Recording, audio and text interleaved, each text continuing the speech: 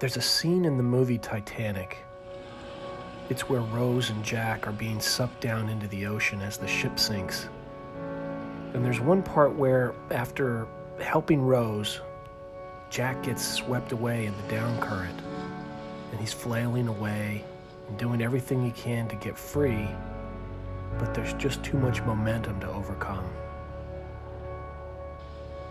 For some reason, when I started trying to help Heath Stoneman 4 years ago, that scene would pop into my head, usually when I was out jogging. In my mind, I would hit replay on it and watch it over and over. I kept thinking, Heath is getting sucked into a system, and there's no way he's going to get free unless someone dives in. But everyone I talked to seemed to have the same reaction I did, which was fear.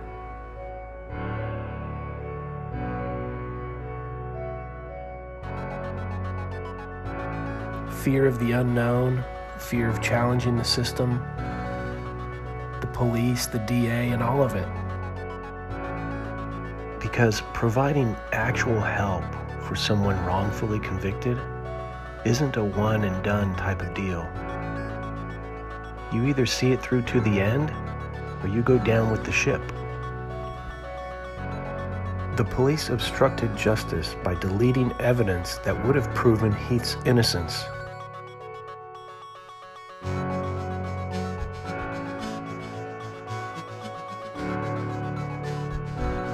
I was optimistic, hopeful, prayerful, but I didn't know anything about the criminal justice system or undoing a conviction based on a guilty plea. I didn't know the odds. In Texas, only 1% of cases like Heath's get overturned. One thing I learned over time was that I couldn't do this alone. I really needed help. But I hadn't done a great job of staying in touch with people I grew up with in Lovington. So instead of asking for help, I asked people to take a look at the story of what happened that night. I thought, if I could just put the story in front of people, the help we need will take care of itself. And thankfully, over time, a core group of supporters has emerged and come to the aid of Heath Stoneman. This second round of funding has two main purposes. First, it allows Heath to continue with excellent legal representation to defend against the false charges. Second, if anything is left over, it would provide Heath with some modest funds to get his life back in order.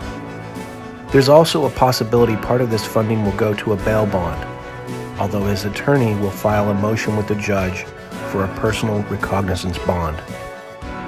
The case could get pled out through negotiation with the DA. If that doesn't work, Heath's attorney will file a motion to dismiss the charges, for example, due to a variety of factors including destruction of evidence. This is all pre-trial work.